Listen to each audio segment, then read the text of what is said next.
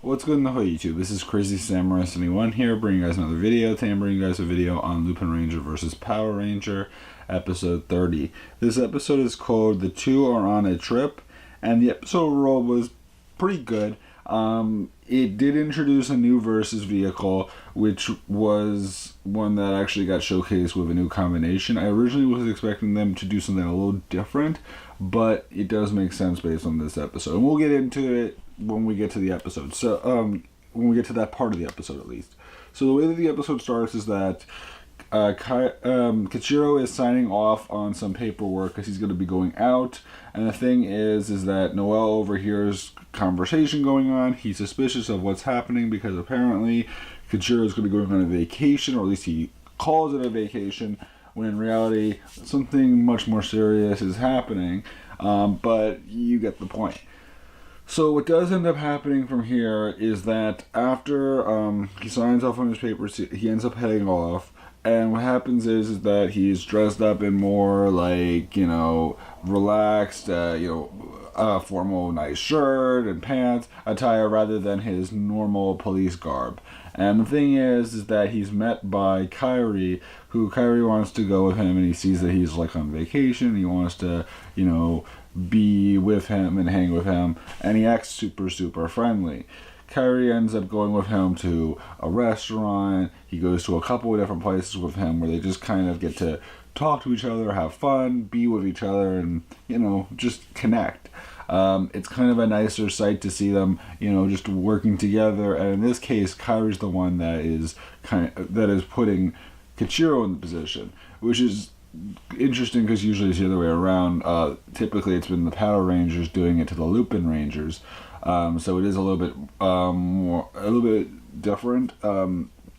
So what does end up happening is that we end up seeing this. They go to different places. I mean, now we've seen it with Toma and Sequoia, Umaka and Tsukasa, and now Kichiro and Kairi. So it is nice to see these kind of interactions happening all around. And we get to see them just interact with each other. At one point, what does end up happening is that we end up seeing, after all that the Ganglers are preparing this gave a Lupin Collection item to a Gangler that has a special ability, and Goche isn't necessarily all that happy with the Gangler that they chose to give it to, but there's more to it that isn't revealed till much later into the episode. She seems almost afraid, which is sort of like, why would she be afraid, until you actually find out the reasoning behind what's actually happening and what this Gangler's ability is. So what does end up happening following this is that eventually there is this girl who is crying. She's sitting near a stoop, and what happens is that she's upset because she lost her her barrette in her hair or something like that. Like she had something in her hair, and she's missing it. And the thing is that Kichiro brings her to the police station. And the thing is that this kind of resonates with Kairi because of something having to do with his past. Eventually what ends up happening is that Kairi tries to go out and get her a new one, but Kichiro manages to find the old one and returns it to the girl, and the parents of the girl thank her thank him for performing these actions. And the thing is that he squeezes tight the little barrette and Kairi after the one that he bought. And the thing is that we end up seeing that Kairi ends up being quiet, because up until then he had been very, very talkative.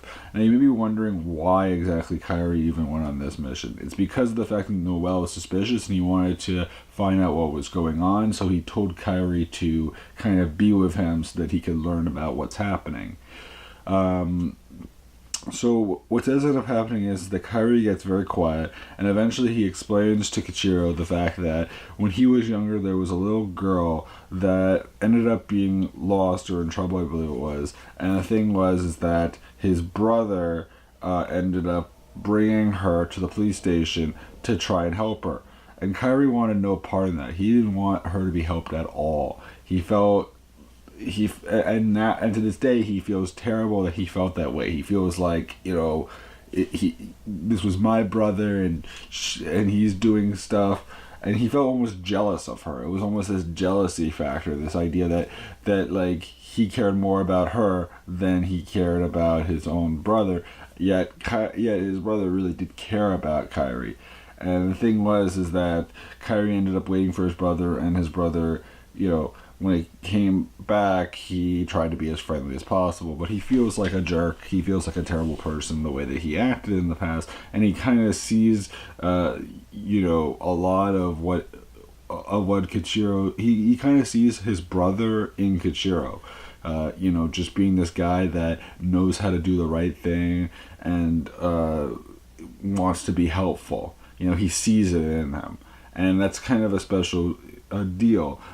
Just seeing that connection. And so the thing is that Kairi really feels emotional about this and really connects with it. And the thing is that eventually there is a call coming in about them having to move on their mission. Why Kichiro's really doing what he's doing. And the thing is that he makes up this lie that he has to go meet a relative really quickly to speak to him about something. And the thing is that he says, like, you can just wait for me here, I guess. And the thing is that Kairi's like, yeah, that would be great if I believed you. And he doesn't say that, but he whispers it under his breath. And the thing is that like Kichiro's already gone at this point, so he just goes off heading toward him in his Lupinranger masquerade uniform.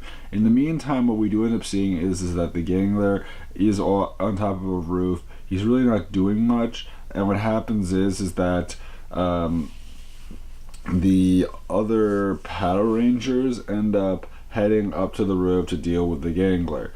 In the meantime, what we do end up seeing is that Kichiro is at some warehouse factory site, and he has this big case. This big bag, and inside the bag has tons of money. And there's this crime group that is willing to offer a versus vehicle in exchange for a huge load of money. And so the thing is that Kairi's overseeing what's happening, and at the same time Kichiro ends up having to get into a fight with this crime group. He ends up dealing with a whole bunch of thugs and manages to take them out and also claim the versus vehicle. At the same time, Kairi ends up throwing one of his cards, hitting the versus vehicle out of Kichiro's hands and claiming it. So at that point, what happens is that he ends up heading off, grabbing the versus vehicle, and then in the meantime, what we do end up seeing is that the Power Rangers are dealing with the Gangler, and then Toma and Umaka and Noelle end up heading off and appearing. They all transform, which is cool because we actually see Noelle lead the transformation, which is a neat sight to see. And then what happens is that they join the battle. When they join the battle, what happens is that eventually they manage to use their versus changers to unlock the Gangler safe. And it takes, when they take out the Gangler's Lupin collection item, suddenly his internal ability awakens, which is this ability where he can create a terrible odor. And it's such a strong odor that it can go extreme distances, all the way to where the Ganglers are, which they're supposed to be like very, very far away. So that says something. And so the thing is that no one's really happy about why they removed it, but they knew that they had to because it doesn't help if a Gangler has the Lupin collection item. So what does end up happening is that the Lupin Rangers and the Power Rangers have to fight him. He eventually is turned big because Goche just can't stand it anymore. And what happens is that rather than letting the Lupinrangers and the Patorangers defeat the Gangler, she just basically appears and just makes him big on the spot, even though he hasn't finished his fight entirely, just because she wants the fight to be over with. And what happens is that at this point the Gangler ends up trying to spread fire all around the place with his smell, and it starts to create this huge fire. Eventually what does end up happening is that Kichiro is contacted by Tsukasa about the fire that's spreading all around, and the thing is that Kairi with the Lupin collection item, which I forgot to mention that Kairi and Kichiro do end up fighting as, Lupin Red and Patoranger and Ichigo, and they have a fight. But in this case what happens is that Kichiro makes the decision to tell